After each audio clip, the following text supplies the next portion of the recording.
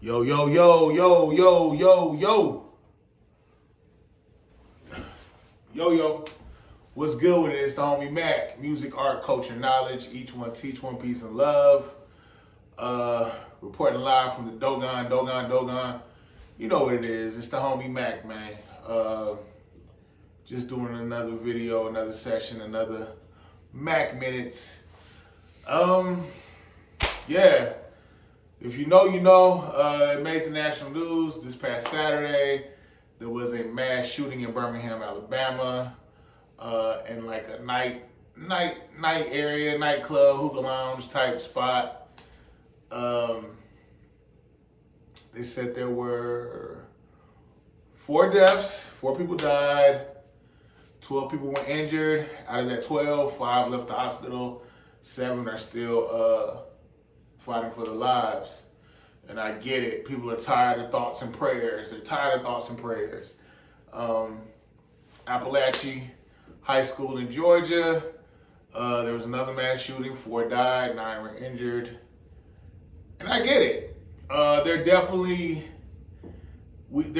needs to be a concentrated, proactive approach to regulating gun laws. I get it. But my pushback against that is, at its core, at the end of the day, I do believe that gun violence in America is a mental health crisis. It's a mental health issue. I firmly believe there's no law for the lawless. I don't care how many policies you make. I don't care if you take people's guns away. One thing that history has taught us is human beings will find ways to kill other human beings. And at its core, there's no law for the lawless. And the thing that really sucks about all this, the people who actually respect life, the people who would be the law-abiding citizens, are really, how do I say it? By default, they become sitting ducks. Because again, there's no law for the lawless. I want to say, we're in 24 right now. Back in 2014, I was at a barbershop in College Park, Georgia. As I'm sitting in the shop, I'm noticing that brother got a Glock on his waistline. The brother sitting in the chair, as he's walking towards the chair, I see he has a handgun. I'm seeing barbers strapped up with it on the waistline.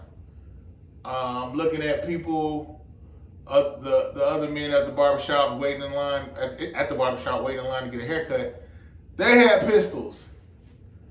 And I just started to think, man, if something pops off, I'm stuck like Chuck. I'm just naked. All I can do is look. I have no viable means of protecting myself in the physical.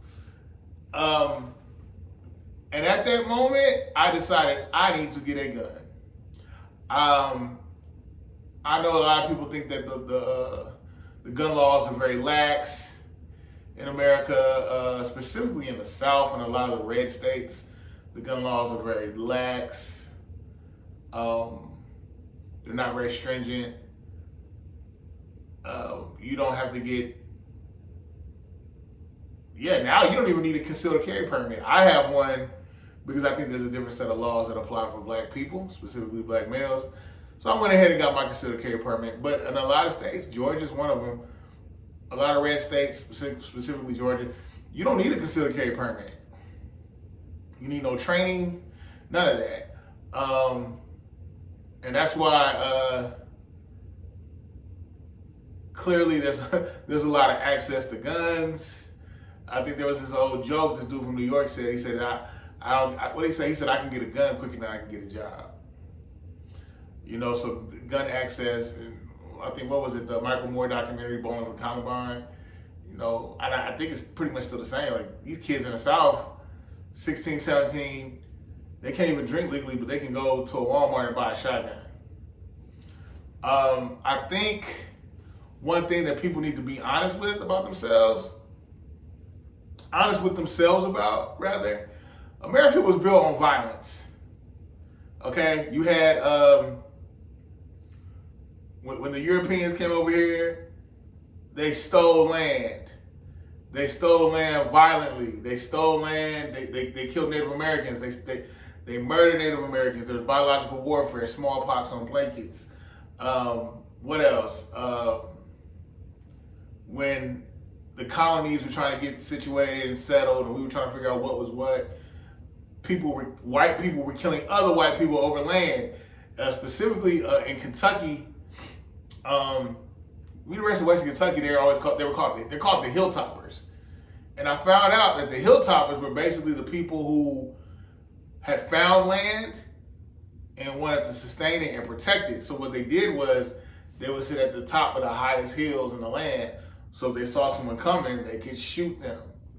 So yeah, America has been built off a violent premise. So I think a lot of this is just business per usual in America, and that's unfortunate to say. But let me say this: what is a mass shooting by definition? According to Britannica, as defined by the U.S. Federal Bureau of Investigation, a mass shooting is an event in which one or more individuals are actively engaged in killing or attempting to kill people in a populated area. Implicit in this definition is the shooter's use of a firearm.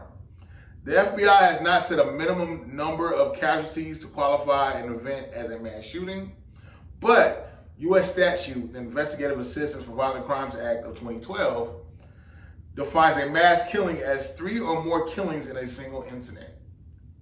For the purposes of this article, both sets of criteria will be applied to the term mass shooting, with the distinction that the shooter or shooters are not included in any fatality statistics. Now back to Birmingham, they're saying it was a hit, densely populated area, nightlife area. They're saying that there may have been multiple shooters, likely there were, but these shooters, they had switches. Now anyone knows, if you have a handgun, it's just bam, bam, bam, bam. One bullet, one bullet, one bullet, one bullet, one bullet. That's a handgun. If you have a switch, that's a whole different ball game, buddy. And I'm not trying to make light of the situation, but if you have a switch, which is a modified handgun with a switch, there are a lot of, if I'm not mistaken, the only switches I know that exist that are manufactured are on Glocks. Now, like I said, initially you shoot one bullet, bam, bam. If you have a switch, a modified switch, it turns a handgun into an automatic rifle.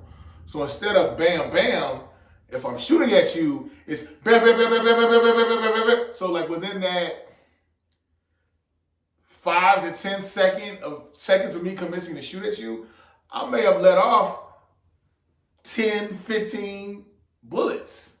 It's one thing to have to dodge one bullet, but it's one thing to have to dodge one bullet or a couple bullets coming at you per second. But if you have 10 to 20 bullets coming at you in that same length of time, how more egregious is that? That's why these switches are not legal. Yeah, so what am I getting at? At the end of the day, I just feel like there's no law for the lawless.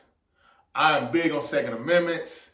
I do feel as though people should have the right to bear arms to protect themselves.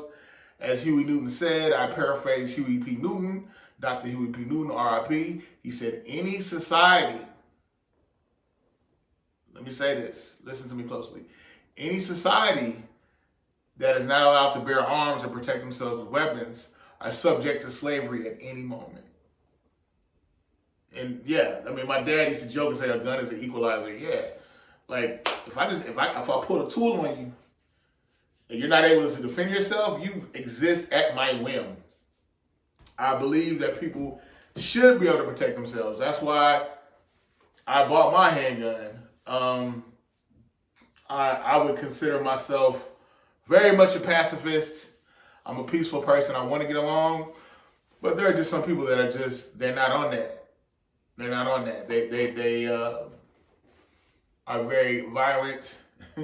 They don't respect the law.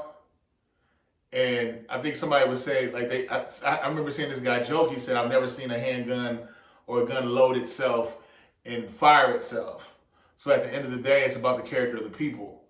And to expound on that, I think there is there's a mental health crisis. A lot of people, and I'm not,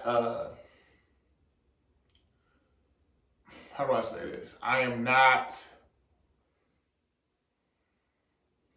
trying to support lawlessness.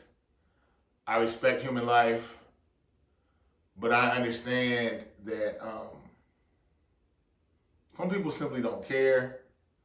Some people will do anything, and I feel like the people, the law-abiding citizens, they need to have a viable means of protecting themselves. So yes, I'm big on Second Amendments. On the Second Amendment, I get it. America is culturally sick. We are big. We eat too much. We consume too much. We're we're overly entertained, undereducated. What else? There's an inherent violent culture that exists here. And I guess I'm saying again, at the core, this is a mental health issue. Most people I know that have crashed out, did things either violent, either with the gun or just violence in any form. They were hurting. It's a mental health issue. They haven't found a healthy means to deal with their pain. So it becomes a thing where I'm hurting, I want you to hurt. I'm hurting, I'm going to lash out. Here we are. I do think that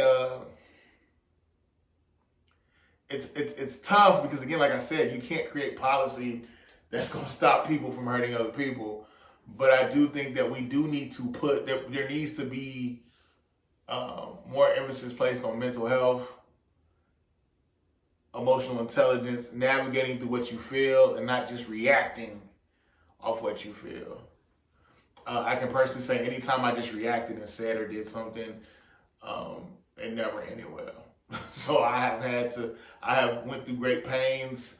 I have made a concentrated effort to understand my emotional thought process and what triggers me and finding suitable ways in managing my emotions. Emotions are a mofo. I remember somebody telling me emotions are visitors, let them come and let them go. Sit with your emotions, process your emotions.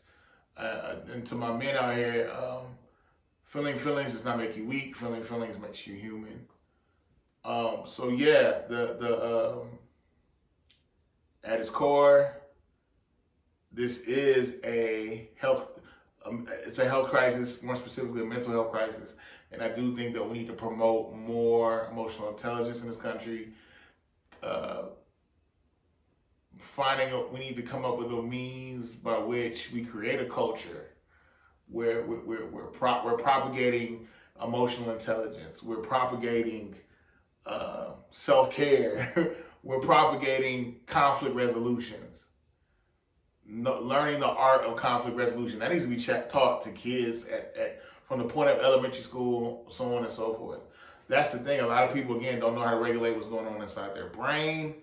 And on top of that, they don't know how to come to amicable or healthy means of dealing with conflict.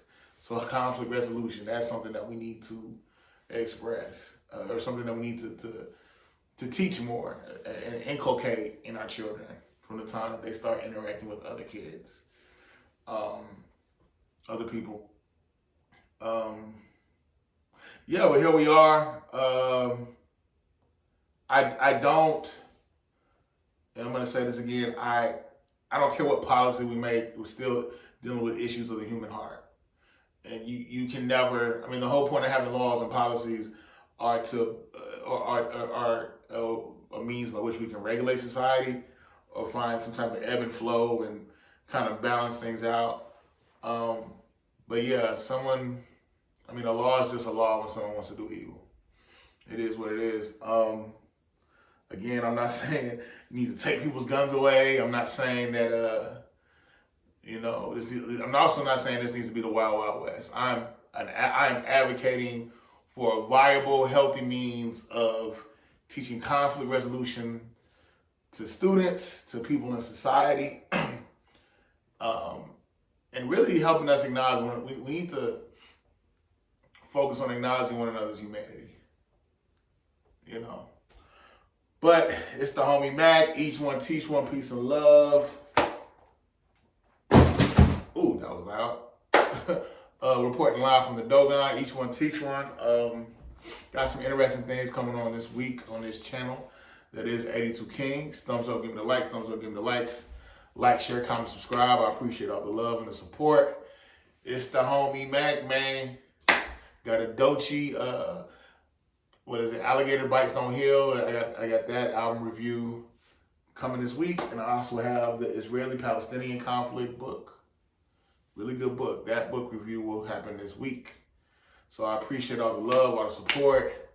Everyone has been tapping in with the Mac and with Mac book review session, Mac Minutes, all that, tapping in with the music, Mac Warbucks, Legendary Nosh.